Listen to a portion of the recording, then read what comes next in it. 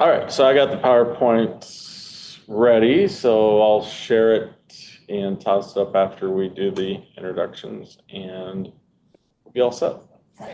Sounds good.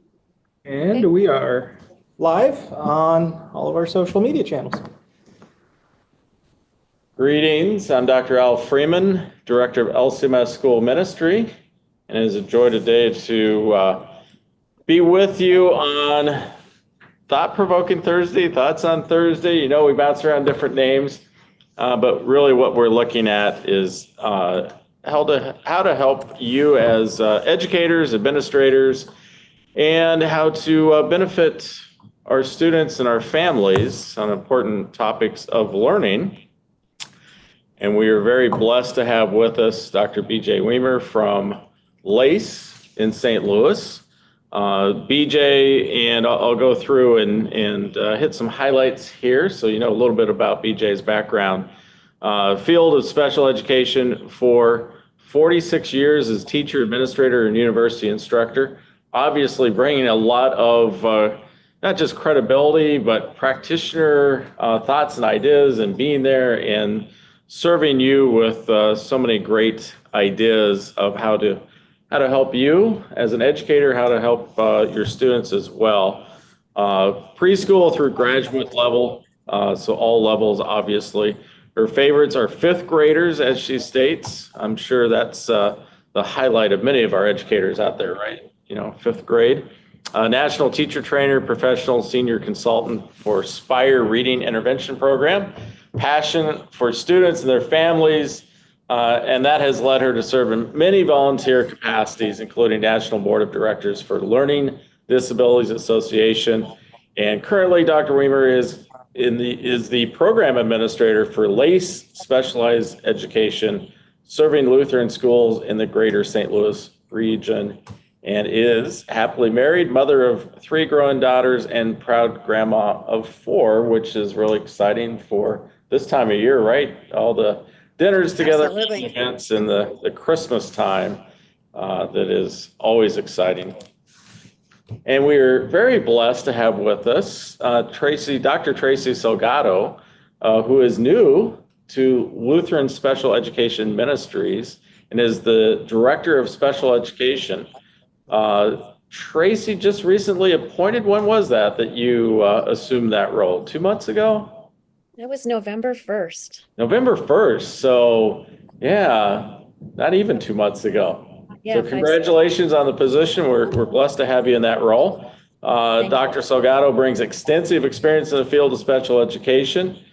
Special education teacher, various states from 2004 to 2023. Valuable insights and expertise in providing specialized learning services. An adjunct professor at Western Technical College in La Crosse, Wisconsin, and at St. Mary's University in Winona, Minnesota. Earned her doctorate from Grand Canyon in 2020. Strong background in special education, program development, team management, and obviously a great benefit to us as we run this series, and a great benefit to all of you as educators in schools. Whether you take part in LCM's programs or LACE's programs, you know, they are here serving you and encouraging you as you serve others in your ministries.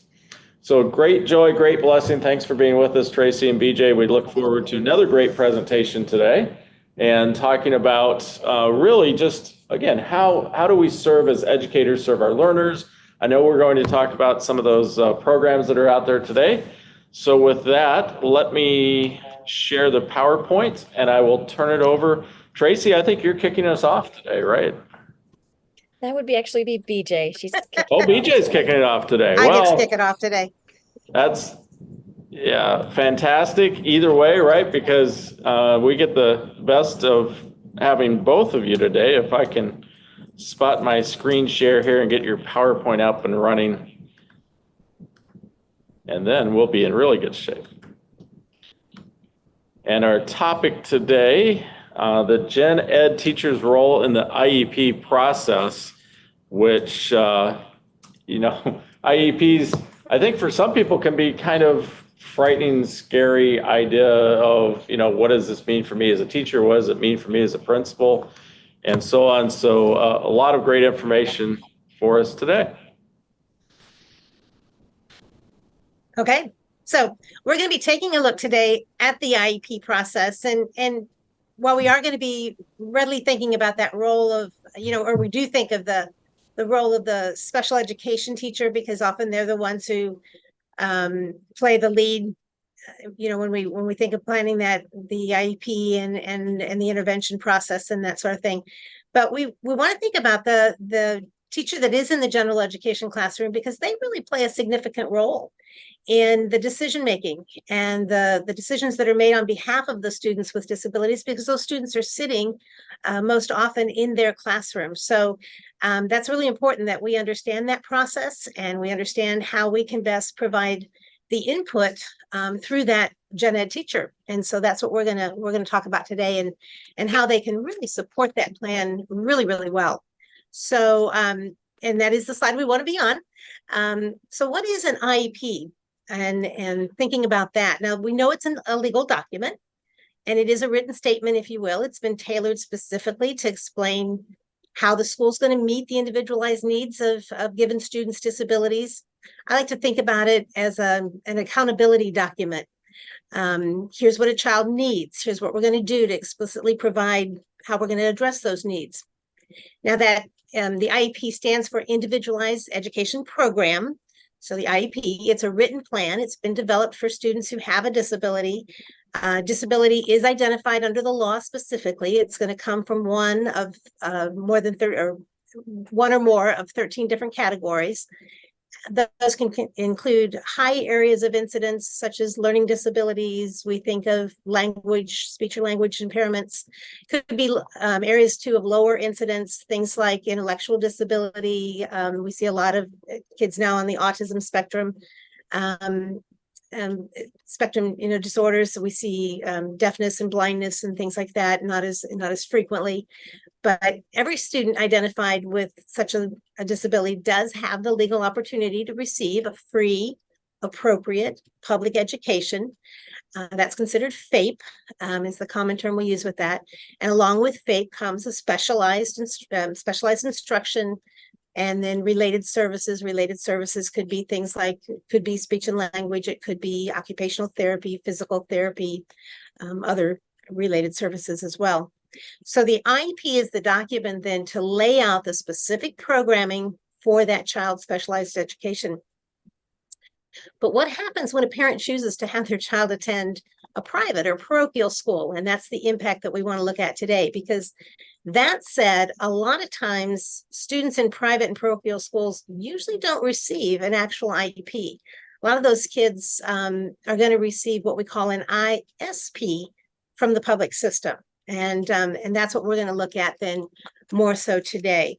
So an ISP is actually what we call, it could be an instructional support plan or an individual service plan. Now, some private and parochial schools will offer their own special ed support, and they may develop an IEP of their own, but typically they will also provide an ISP. And again, like I said, an instructional support plan, or it may be an individual service plan for that child. We can get into semantics here, and then we'll talk a little bit about what those differences look like. But in either case, the ISP, for all practical purposes, is going to have a lot of the same components of an IEP. It's going to serve the same purpose. And we're going to discuss that in a little more detail here with Tracy. But the differences between an IEP and an ISP are most evident when they're developed under the federal guidelines. So we're going to look at that. The special ed law is known as IDEA, or the Individuals with Disabilities Act. It does provide access to services for those non-public school students. Under these provisions, students are able still to obtain free evaluations through the local public school system. We often refer to that as a local education agency, or an LEA, when we talk about non-public school students. Doesn't matter where they attend school, could be homeschooled as well.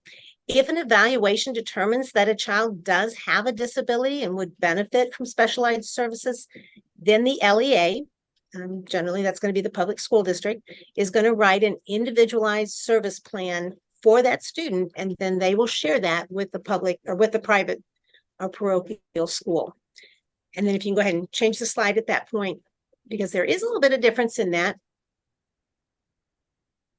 And do you have that, Al, that you can change that for me? There you go. Because while an IEP or an ISP often appears to be very similar, has some very, has a lot of the same components and things, they're and are the same in many ways. An ISP generally is not as comprehensive in the services and supports as the IEP is going to be.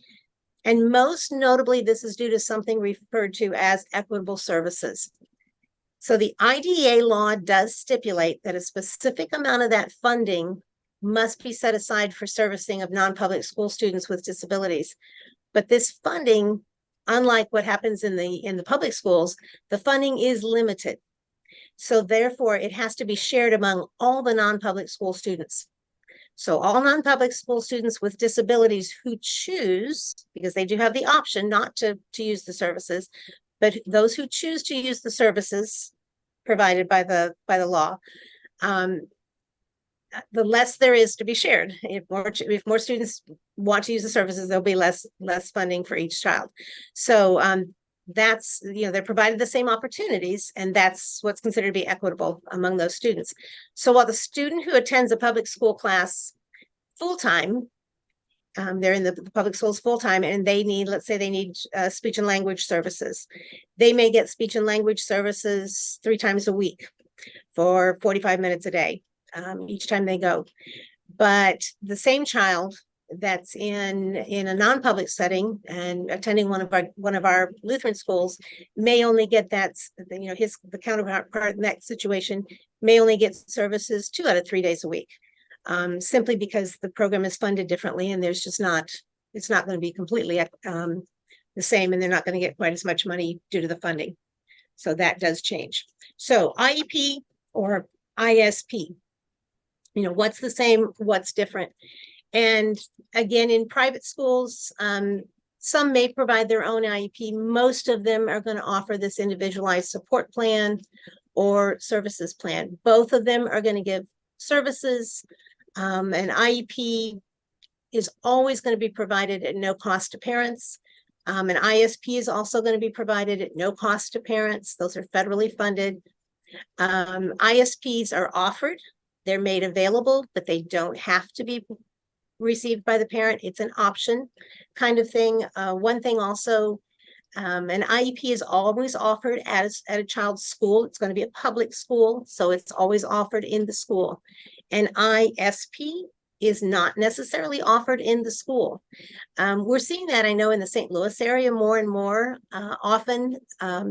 Public school teachers are coming into some of our schools and offering, in fact, they're unveiling a new program right now and offering some programming in the schools, but that's not always available. So there are times when the students do incur the cost of transportation, for instance, at the parents' expense, to go into the public setting to get those services if the parent chooses. So, again, the equity is not equal there. Also, they don't always have the same access to all the same services. So it's not, they don't have the individualized piece. That's another piece that is different. In an IEP, all students do have the right to an individualized education. In an ISP, they don't have that same right to get that under FAPE. And so groups, a lot of times the students receive their interventions in a group setting. And so it could look a little bit different, and that can change also. Also, in terms of in the evaluation, if you are in a non-public school, the evaluation must be done through the public school system. So that's going to be a little different. One other area would be the IEP is required to be reevaluated every year and annually at a minimum. And in an ISP, kind of different there because it's not required to be reviewed annually. So parents could choose not to have a review on an annual basis, although it does ask that it be done to the extent appropriate.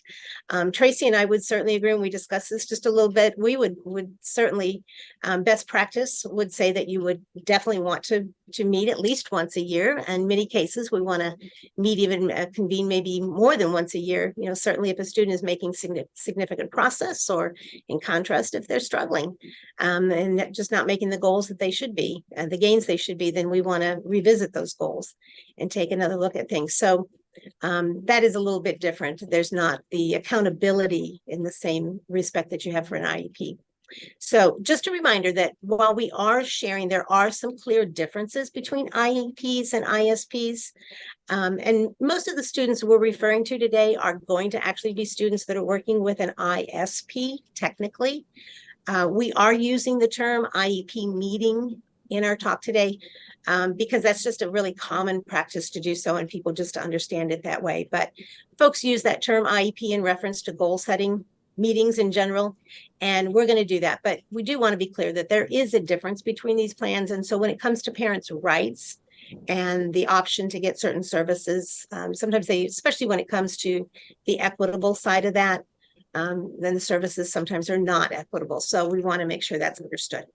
So BJ, if I can ask a question right here, and if it's going to come up in another slide, let me know and I'll hold off until the end. Absolutely. But you brought up, and I think this is very important right here. You brought up, well, you know, have the meeting, and if a student is doing well, or if the ISP, which is typical in our, you know, our Lutheran schools, and we'll talk more about why.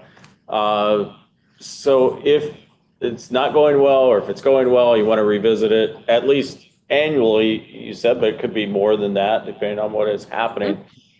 Who meets, who attends those meetings? Just give us an idea of that. I always think that's important for those who are principals and educators in our schools to figure out, okay, where do I go? Who do I bring in? How do I set this meeting up? Great question, Alan. We'll talk about that in just a little bit. See, I'm jumping ahead. I should have looked at all the slides ahead of time. Well, and I can tell you, messed up the timing and everything else, but it is such an important concept that I think we sometimes, and I'll speak for myself, not everybody else, but you know, it's tough to think of, okay, I got to get this meeting together. So I look forward. I'm going to switch. Next ed teacher is certainly important, and that's who we want to talk about. Yeah. Absolutely. Tracy. You're right. So the IEP, ISP process has only been around since 1975. That's when special education was enacted by Congress after a mother went all the way to the Supreme Court in defense of her daughter to receive services. Her daughter had some severe disabilities, and the mom wanted to see her in her school like her peers and the other kids on her street. And so here we are today. Since 1975, the IEP process, ISP process has gone through many changes, but let's talk about what the process looks like now. And the next few slides will tell us exactly how the IEP process works, the ISP process works. So it starts with identifying a student who has something different. They're not quite up to par with their peers in their classroom, and either the general education teacher or the parent makes a referral. Once that referral is made, whether it's verbal or in writing, the school has 10 days to decide what to do with that request for whatever. Maybe the parent says, I really want my child tested. Something's not quite right. Or the general ed teacher says, we need to look at this child. Something's not right. They're struggling in these areas. So 10 days to look at that information and decide what to do next. Next slide. Once that within that 10 days, what's going to happen is the school will take a look at the information provided. The more information that a parent can give about their concerns, and the more information the general education teacher has about their concerns, the easier it is to know which direction to take. If testing is going to happen, or if more data is going to be collected, that can drive which way that it's going to go. The gen ed teacher, which is who we're talking about today, this is their first step into the IEP process and their first introduction to how important they are in the IEP process. they need to provide that documentation and that information about that student. Even if a parent comes with a concern and would like to make a referral, it falls on the general education teacher, the teacher of that child, to say, okay, here's what's going on in the classroom, and to present that information to the team, which we'll talk about who's on that team in just a little bit. Go ahead. So once so after the decision is made to do an evaluation, the team will get put together. And just quickly overview, the team is the gen ed teacher, an administrator, the parent, sometimes the student, and some other people. But so a team is brought together and they look at all the data. They look at all the considerations, what the concerns are and why the concerns are. And they also look at what has been done to try to fix what could be the problem or what the concern is. But once that's done, an evaluation is determined to be needed, then the evaluation is completed. And there's only certain people who are qualified to conduct an evaluation. So make sure your school has that person. If not, reach out to your local agency for some support in that.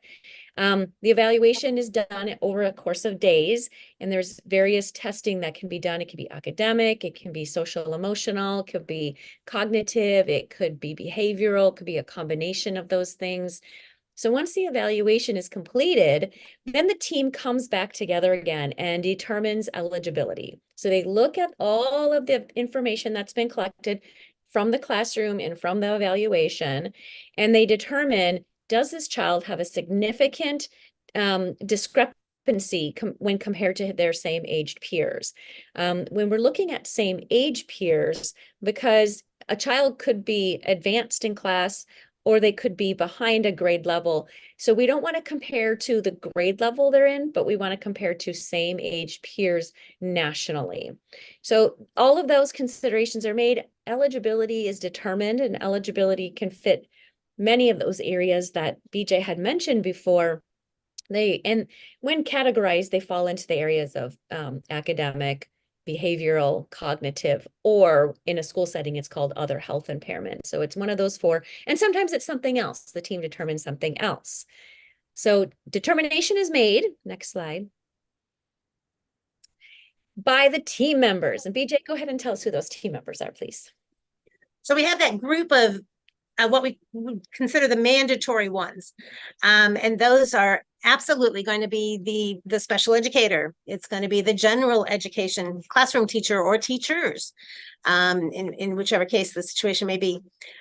We definitely want to have an administrator involved. That administrator could be from, in the case that we're talking about, certainly in our private schools, it could also be, we're going to also want to have representation from the LEA. That's going to be that public school system is going to need to be there. But these key members, and I'll mention the parents, obviously, very key there. But these key individuals are the ones that absolutely should be in attendance for any convening of the IEP team. They are critical to making any decisions or changes that we're going to make to this process. And so, first of all, it's important to consider, who we're going to include on this team. But we always want to have individuals that have the greatest expertise, the greatest knowledge of that student. So thinking about who those people are going to be, they should have experience, they should have an interest in this student, a strong understanding of that student's needs, the areas of need in regard to their disability, also their interest and needs in terms of who they are, just as an individual, as a child, their strengths as well.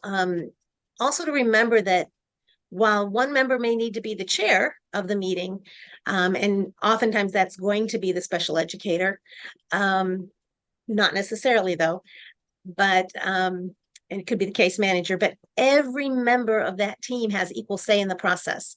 And so that means that includes the general ed classroom teacher, definitely the classroom teacher.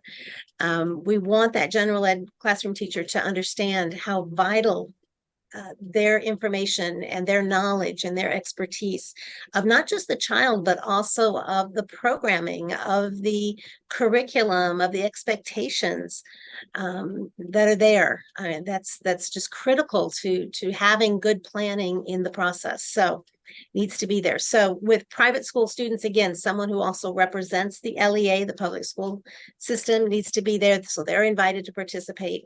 And it is possible that they're going to be writing at least the initial plan. That's most likely.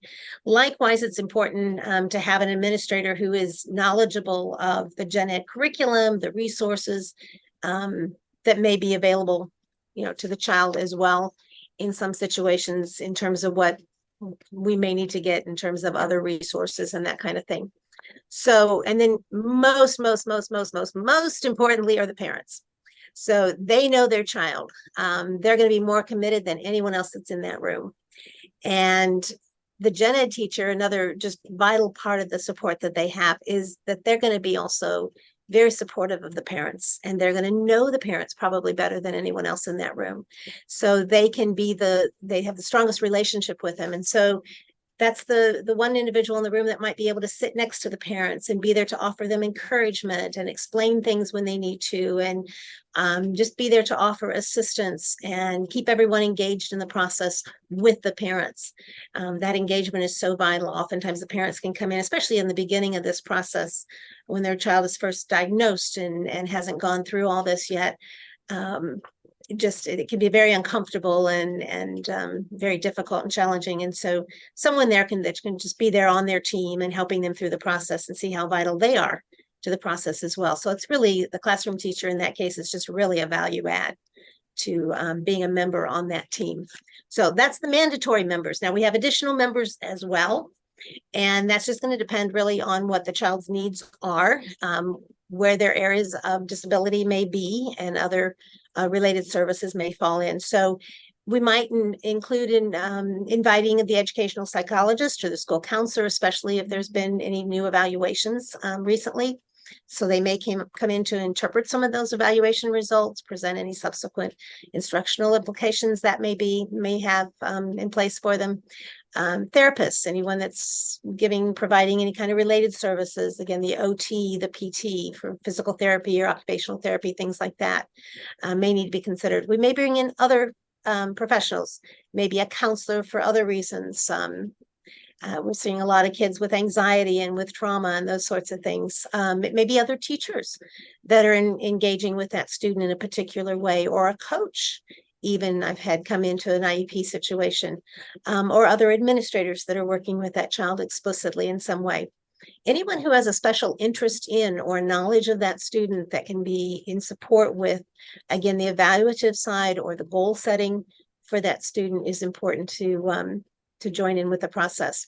Now, in some situations too, parents may have someone they'd like to invite, and they are welcome and should be encouraged to do so. So it could be that they may bring in, it could be again, a medical personnel that's working with a child. It could be an advocate that they want to bring into the meeting. People can sometimes be a little reluctant to have an advocate in the room, but they can also be a real support for the team. And so that can be a good thing. Don't be afraid when a parent says they're going to bring an advocate into the room. It could be they just want to bring a friend or even a relative just to be supportive of them. And so that can be a good thing too. And then finally on the team, at a certain point, and just another slide there, Al, if we could please, is the student themselves. And they can be just a great team member, especially at a certain age. Finally, we want to consider that possibility of having the student attend his or her own IEP meeting, if they're mature enough to do so. And I would say starting about the age of middle school, there's no minimum age required. IDEA does require that anytime a child is talking about transition services or planning, they should be attending their IEP. And certainly by the age of 14, when that process does start to take place, they should attend. I used to have kids come in about 5th or 6th grade and start to learn about their IEP, and they wouldn't sit in necessarily for the entire meeting, but they'd start to come in just to start talking about what their own strengths were and talk about what some of their areas and needs were, and even do some of the evaluative side and looking over their goals. How do they think they were doing? So that can be good. And so attending their own IEP meetings really can offer numerous benefits to the student. It can help the kids learn self-advocacy, start to become a little bit of their own advocate, which they'll need to do as they get older. It's also a great reminder just for the team members that are sitting there. Why are we here? It's not just about this kid that we see on a piece of paper. but it really is this child that's sitting here in front of us. So it keeps you focused. And it's important. And sometimes it's just really great to have the students that are in the meeting just discuss areas, like I said, of their own strengths, their own needs, begin to evaluate their own progress, and just start thinking about future goals and focus on themselves a little bit, what they need to work on. So, and again, they can leave at some point and talk about other things. So what exactly is in an IEP? Like how, our ISP too. Remember, our parochial and private schools tend to write ISPs rather than IEPs. There are 4 main sections, and let's get into them a little bit more and how the gen ed teacher fits into those sections. Gosh, all of these sections are just as important as the other, so they're not really in any certain order of importance. The first section is called the present levels of academic achievement, performance, and functional performance. That's a lot of words. We call that the PLAP, or sometimes just the present levels. There's also the goals and objectives section, accommodations and or modifications, and then placement and services section. So let's go into each of these and what they mean and what the responsibilities of people in each section are. So during the present levels section, this is where the SPED teacher will come to you, general education teacher, and say, what's going on with this student? What's happening right now in your classroom? What do you see on a day-to-day basis? And it can be the one special education teacher, like in an elementary setting where there's one teacher that the child spends all day with, or it could be in the middle school, high school setting where the child is seeing multiple teachers. Each one of those teachers will need to report in what's happening in their classroom right now. And what we're looking for is that academic achievement and performance and the functional performance. What's happening academic wise? How are they doing with their homework? How are they doing on tests and quizzes? How are they doing with being present in the classroom and engaging in conversation about the topic?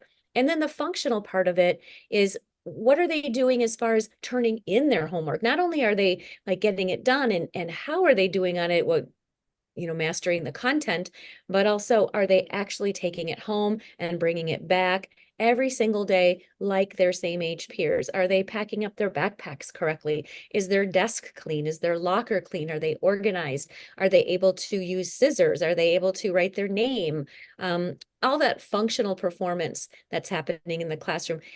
This is real important part to make sure details are shared, direct examples are shared. This is where the meat of what that child is currently doing in the classroom comes from. And we'll see why this is important in a couple sections later. So the next section on the IEP is writing goals. So as the team has come together and they've reviewed what's currently happening, they're going to begin to write goals. The goals will be aligned with what the evaluation showed, that step before writing the IEP process. The evaluation is going to show the child's strengths and the child's weaknesses. Now, IEP goals come from those weaknesses along with what's happening in the classroom. Generally, what we see more often than not, what's happening in the classroom reflects the results of the evaluation. So they are often tied together. So it just makes sense that the team would write a goal about those areas that the child needs to improve on or gain skills or strategies. These goals are reviewed annually. And even in an ISP setting, just because you're not legally required to review it legally or annually, it's just a good idea to make sure the child is on par with learning. But also, if there's a significant gain in skill, you don't want to keep repeating the goal. You want to maybe offer another goal and challenge the student a little bit more. Or if the student is really still showing signs of struggle, to maybe rewrite the goal to a place that the child, set the bar a little bit differently so the child can actually achieve that goal. And then the next section is the accommodations and modifications. These two are very different, and oftentimes schools get these messed up. They get them confused, I guess. I just want to be real cognizant of pointing out that accommodation provides access to the curriculum.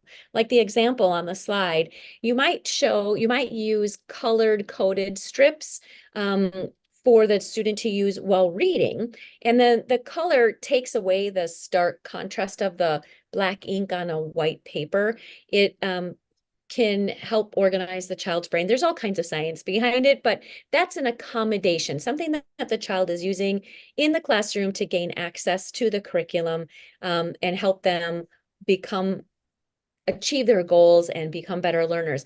Now, a modification is a complete change to the curriculum for the child. A modification is when, let's say a child, their homework assignments are modified. So the teacher says in math, they have to do problems 1 through 24, it's due tomorrow. The child with modifications on their ISP or their IEP might only have to do 50% of those problems. So 1 through 12, or some other sort of um, picture of what that homework looks like, every other problem or the last 12, whatever. They only do 50% of the homework, and then they're only graded on what they finish rather than the whole assignment. So accommodation is providing access to the curriculum, and the modification is actually changing the curriculum. And a really good resource for you to watch on that is last month's Thoughts on Thursday, where BJ and Kathy Krause from LSEM talked about in detail what those differences look like, and then some suggestions for accommodations and modifications. And then the last section of the IEP is services and placement. So in this section, again, the general education teacher is going to have some input on this. The team is deciding how often the child is going to be receiving services. What level of need is there? Is it pulling out? Is it pushing in? Is the special education teacher going to push into the regular classroom? Is the general education teacher and special education teacher, are they going to collaborate and do some team teaching during certain times of the day? And what does that look like for the student, for the teachers, for the classroom? And in very rare cases, sometimes students are placed in a whole other setting. But if that happens in your school, you can reach out to us and we can help you navigate that. From there, we need to talk about the specific role of the gen ed teacher and exactly what they're doing in that IEP process. So like I mentioned, the gen ed teacher is going to provide all those fantastic details for the present levels information. They're going to be an integral part of deciding on the goals, because they're seeing what's happening in the classroom and they're aligning it to what was seen in the evaluation. And they're working out the details of that. They're also going to provide those specifics throughout the conversation and keep referring back to the specifics that they're seeing in their classrooms.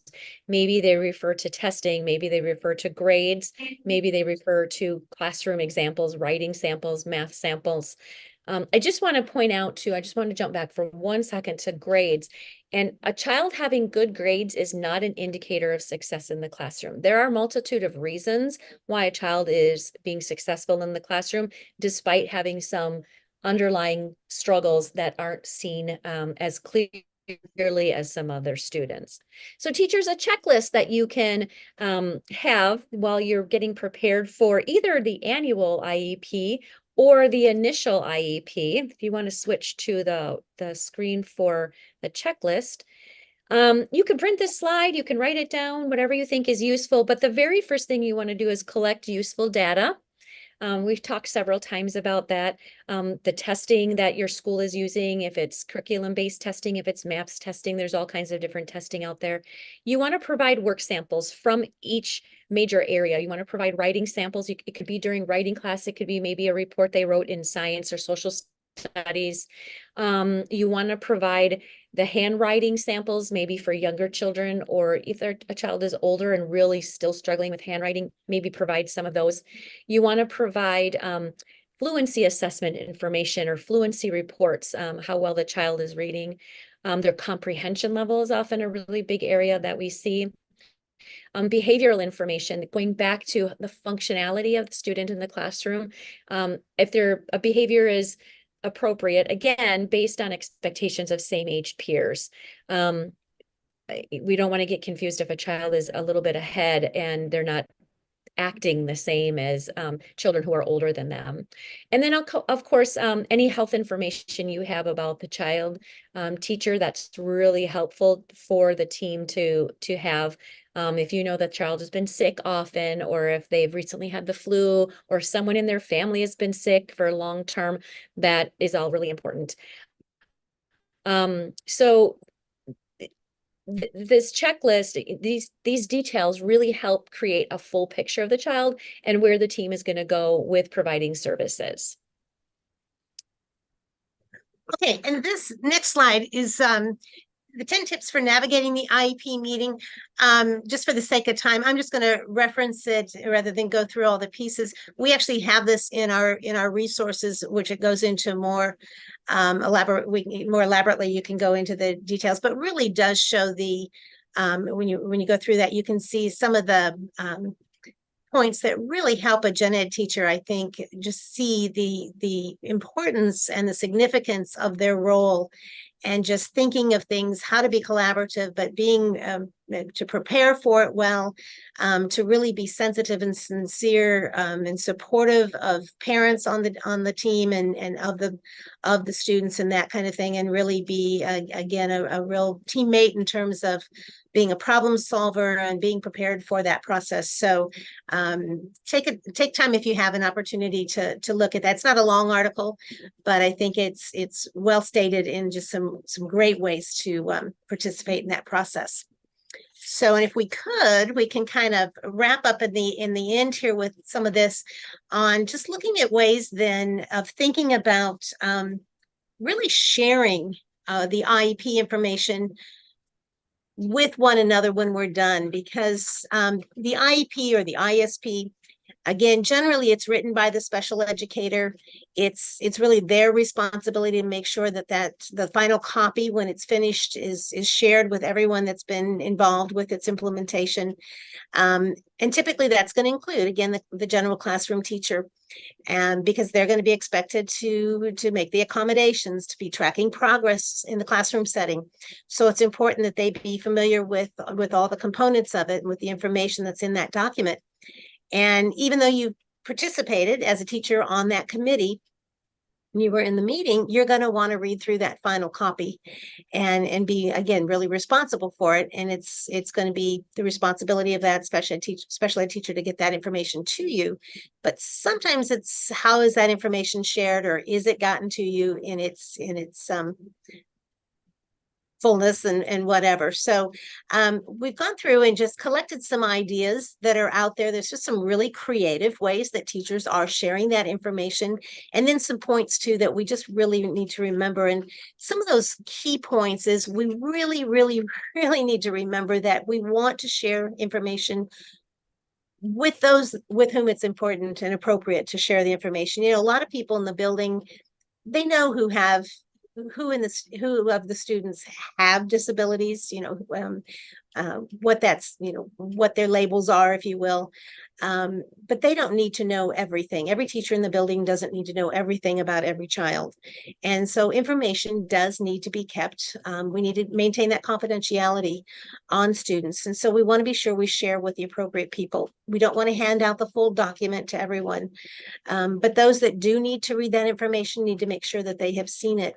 In the same way, if we don't understand something and we need to know, it is a student for whom we have responsibilities, we need to make sure that we ask the proper questions, and so that we are informed about that information.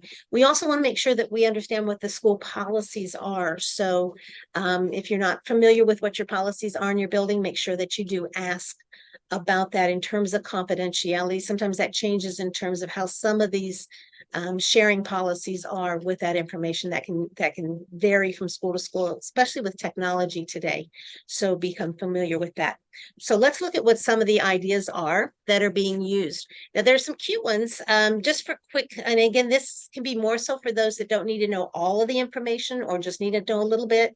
But some of these, and these are just little things that we kind of just could cut and paste on here, but there's lots of examples of this. Teacher Pay Teachers has lots of creative ideas that you can pick up, but just little snapshot data sheets which give IEP information at a glance. It's going to have basic information. These are for people that don't need a lot of details, but they're going to have their names. They're going to have some of the basics in terms of when the IEP is in progress, and it's going to have maybe what some of the basic goals are. It's going to have what the accommodations are, any kind of related notes, services they have, maybe some quick intervention ideas and that kind of thing. All right, another idea very similar to that. This is one for those that like to be a little fancier and creative, but we thought this was really cute. And it's the brochure. So again, very basic information, but it's a very clever way to share that information. All right, another idea. And this one is given oftentimes with software, that you'll see something like this, and it'll just be 1 or 2 pages, which will be processed with the IEP when it comes out in software, where you'll get, again, just kind of an overview of the IEP with the goals, some of the accommodations, some of that key information, and again, can be shared with people. All right, so that may come out. Now, there's also a lot of spreadsheets. This one is something that has come out, is a pre-printed kind of piece, template, but you can also, a lot of teachers are creating these also for themselves. But again, this is a great way to, it might be tracking student goals, it might be tracking behaviors, it might be tracking accommodations and modifications. The neat thing about these is with spreadsheets, you can also be sharing these on Google Docs and Excel sheets and different things like that, so that they can be shared among teachers. And again, with those as on a need to know basis, so it shouldn't be shared across the board, but with those that need that information, but that you can be tracking. So here's another one in terms of sharing information with a Google Drive, where we can put the full IEP and those data sheets, and it can be maintained. But when we think about these kinds of things, this is where the confidentiality again falls in. We don't want to have it in an open shared kind of file. We want to make sure that we do have it so that we have it protected, and so maybe password protected, and that it's only given to those that have the need to know that information. So we do maintain that confidentiality. Same thing in the case of email. There are ways to password protect. If an IEP is shared by email, we want to make sure that it is password protected. And otherwise, just basic bullet information might be shared. Again, check for that confidentiality.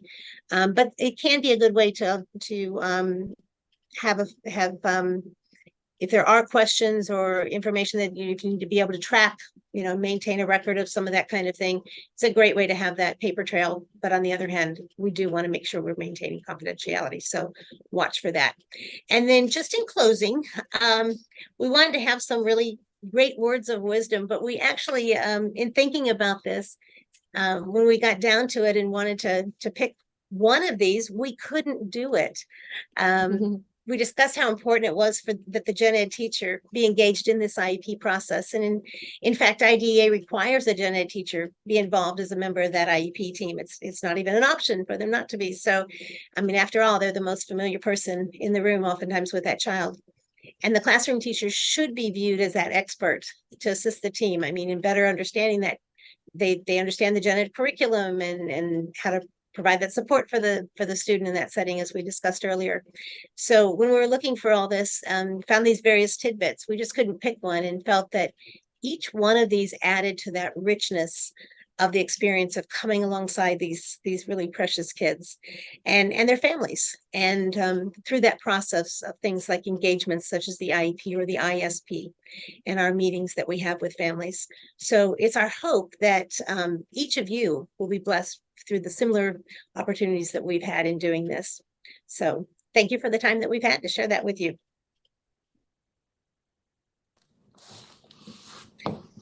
Thank you, BJ and Tracy. Great material once again, as always, and very thankful for you sharing this information and wisdom.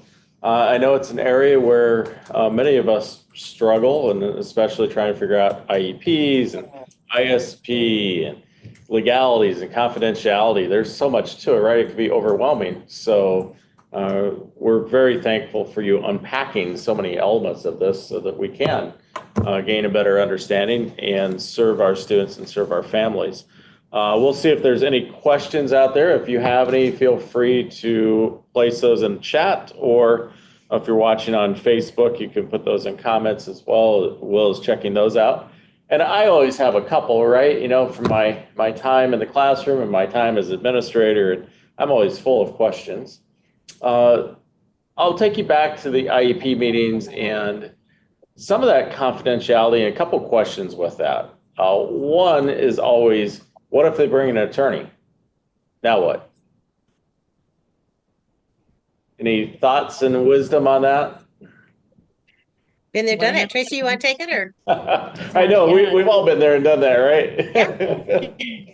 I mean, if a parent brings an attorney, then obviously the parent has given the attorney permission to be there, and the attorney can be there, so anything can be discussed. The only difference is that the attorney does not get to have a say. The attorney is there to support the parent and guide the parent, but they don't get a say in what kind of services or the goals or anything like that. But both BJ and I have dealt with attorneys in IEP meetings, and they tend to support and guide the parent in making sure that their child is getting what they feel that they need.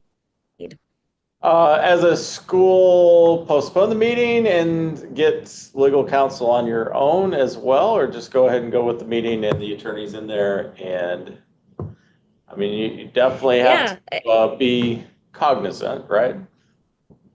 Yeah, it's you definitely have to know it'd be great if the parent says, hey, I'm bringing an attorney. That's a very kind heads up. If it's escalated to the point where the school needs an attorney, it's sometimes that does happen. It's not usual at all. That's not a common situation, but it happens. Right. And you know, if it gets to the point of that sort of contention, everybody needs to be represented. But at the end of the day, it always goes back to what's best for the student. And hopefully, you know, there can be some sort of concession and a meet in the middle. That's where I was going next, from right? It's always about the Yeah. student. It really is. And, you know, all the schools I've ever been in and in my situation, it's always, what can we do that's for the student? But sometimes things get mucky. Yeah, and sometimes I think parents are so scared because, you know, they're a parent, right? This is my child. This is Right. my most precious gift from God. And I'm called to be that parent for this child, and the child's struggling, and now I'm flustered. So sometimes they do that out of reaction, and, oh, I need to have somebody coming in that's more adept, maybe, is the thought process, than me to fight for my child. I just always say, you know, be careful, because those things in the meeting, if you do take some missteps and stuff. So what I always say, and my recommendation is, as an administrator, think about that possibility ahead of time so that you're not caught off guard, so that you have that wisdom, and think about those scenarios. And I always recommend too, and I'm interested in what you think, I always like to get on the record when we all sit down, if the parents do bring someone else in, an attorney, a family member, a pastor, whatever is the case, that they are inviting that individual, I like to get on the record that please, as a parent, can you just state for the record that this person has been invited by you and is participating in this meeting on your invitation and is able to hear the discussion of this information. That documentation is a very Yeah, that's me. That's the administrator in me always. You know, I like to have those things so that you know, it doesn't come back and, well, that person's there and you said these things and I didn't want them to hear that, and now it's, you know, it does become contentious in some way. And you know, Will and I were talking. We tend to do that during these discussions, and you know, we go back to our teaching days and, you know, things that we're thinking of, and one is just, you know, prep your teachers ahead of time to the concept. If they've never been in one of these meetings, you know, give some advice. Don't just send them in cold, right? Thoughts on that? Yeah, a lot of it is I mean, that doesn't tend to happen that you don't know about it. And you do, and a lot of it's listening. It's not to go in defensive. Yeah. It takes listening, and you don't have to address it. And I like that when you said, do you stop the meeting and whatever? I wouldn't stop the meeting. I would make it a meeting of listening. But if I'm not ready to answer, you don't have to answer. You can stop at a later point and reconvene later. Yes. You know, if you do need to go to further counsel, you can get that later. You don't have to argue it out at that moment if you don't have the answers. Tracy and I talked because I had an IEP that had over 20 people in it one time. Wow. But it ended well. It ended very well. We had people who were professional and we had the assistant superintendent of a very large district there. That's how it had gotten to that point. But people listened. And I think you hit on the two biggest elements right there. One, always make it about the child. You know, and I think sometimes in education and meetings, we want to be defensive, defend what we're doing, some of those other things. You know, we don't like dead space. Don't fill the dead air. You know, that's not necessary. Don't make things up. You know, it's okay to say, I don't know at this point. Let me check. Right? Yep. So you're not, I think sometimes we get caught off guard. We're trying to say what we could be doing and, you know, don't go down that path. It's okay to not know and get back. And, you know, if you're always making it about the child, number one, and always bring it back to the child. Anytime you see the meeting kind of going, bring it back to the child. And two, you know, listen. And God gave us the old saying, you know, right? We have 2 ears. And we have one mouth and we have the teeth and the lips to block so that we don't, you know, think more about what you're going to say and how you are going to say it too. Because a lot of times we say things and, you know, we don't think about how it sounds beforehand. And that's not the path you want to go down. So think about the way that you're saying it too. And when you're speaking those words, that it's to help the child to use their God-given talents and abilities and to grow those to the fullest, which is what it's always about. And yeah, your parents, and we know that this is your child, and we know that obviously there are struggles there, and sometimes you're trying to figure out what to do, and we're trying to figure out what to do, but let's get on the same page and partner in this process for the benefit of the child overall. And I'll bring up a third one. You know, again, I probably am thinking about this too much from the administrator lens as well, but as administrators, and I said this on the last one too, get to know your local education agency. You know, even if you don't have an IEP meeting coming up or anything else, get to know them right away. Reach out. Sometimes today, just because of how the world's kind of charged and, you know, you've got your non-public schools, your public schools. Some areas, I'm not saying this is everywhere, some areas it's contentious. Other areas, there's a great working relationship. Break the ice, you know, call up. Make it a partnership. Yeah, Yep. can I come over? Can I bring you a cup of coffee? Can we sit down? And I just want to hear, you know, about you and the LEA in case, you know, we have a situation like this. Because if you break the ice and build that, it's a lot easier then when that situation does come up and you need to have the meeting. They know you, you know them. And again, bring it to the child. You know, Yep. we're all here. That's why we're in education. We're here to serve the child. And, you know, we thankfully in Lutheran schools know the child as a unique gift from God, wonderfully made. You know, so we know that child is by far the most important gift, and we're there to help. So, Absolutely. yeah. Do we have any? I love IEP meetings. Well, they really are. Yeah. I mean, I think It's a great time to get to know the child, really, and the family.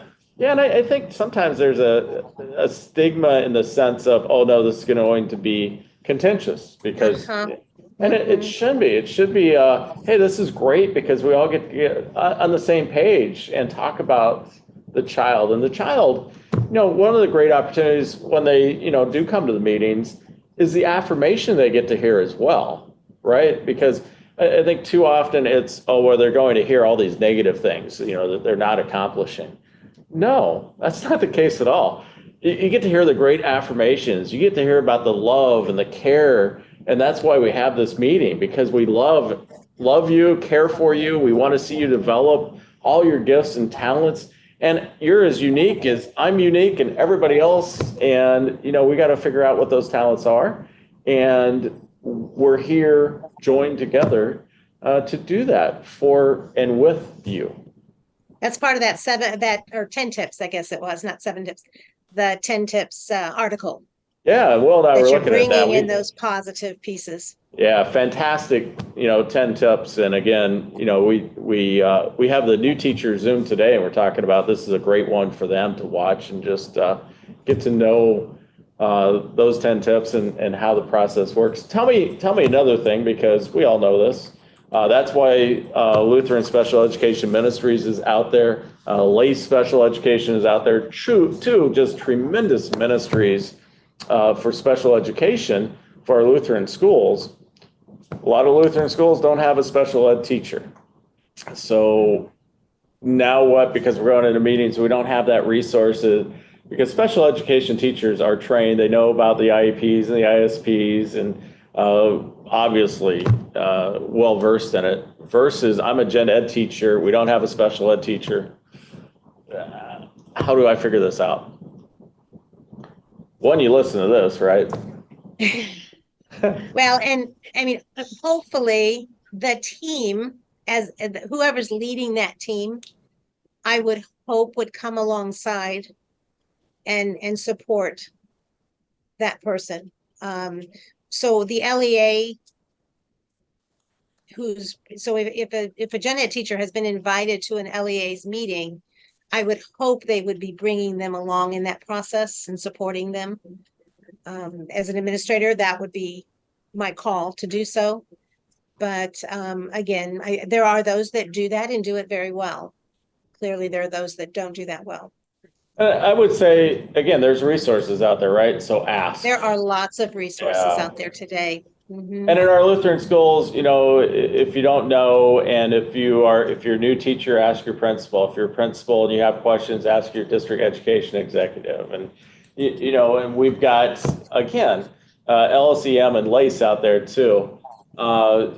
Just because you're not necessarily engaged with them and have a full-time teacher from them or something else, I'm going to be a little presumptuous here, but I will say you're open to a phone call here and there, We are always available Yeah. to everybody. Yeah. Yeah, I was going to say, with LSCM, many districts have contracts within so the district has the contract, and then they can reach out to LSCM or LACE and ask us anything. We can guide them. That's what we do. So Yeah, we'll yes. consult with There's anyone. several schools. Yeah. Don't be hesitant to ask is kind of where I was going down that path too, because Absolutely. remember, I mean, we're in this together. We're in this vocation together, Yeah. and ask the question, you help as best you can, and guide down. Well, Al, like you said, it's back, and then Tracy would agree with, and we've talked enough. I mean, we think a lot alike in this stuff. It's about the kid. So if you have a kid who don't call us about your question, call us about the kid. If you have a question that's going to address the kid, just call us. Yeah. We'd love to answer those questions. Fantastic. We certainly appreciate this. Thanks so much for another great session. And we have the third and final installment coming up January 11, I believe it is. So all ones, 111. And Tracy and BJ will be back with us to give us another great presentation, all kinds of information to unpack here. And as a reminder, they are all hosted on our social media. So you can go to LCMS School Ministry YouTube. You can go to Facebook as well and see it there. And you can also contact LACE or LCM, and the videos will be out there as well. Because these sessions are for you to help guide and hopefully provide a service to you, some information to help and guide parents. And the child is always at the forefront, as both of you so eloquently said. So thank you so much for all of your work and your efforts. We are in the season of Advent and Christmas, so continued blessed Advent to all of you, and Merry Christmas to you, Tracy and BJ. And to all of those who are out there serving him, spreading that precious gospel message. And we get to proclaim now, coming up here shortly, the birth of our Lord and Savior, Jesus Christ. Merry Christmas and blessings to all of you. Merry Christmas to you. Thank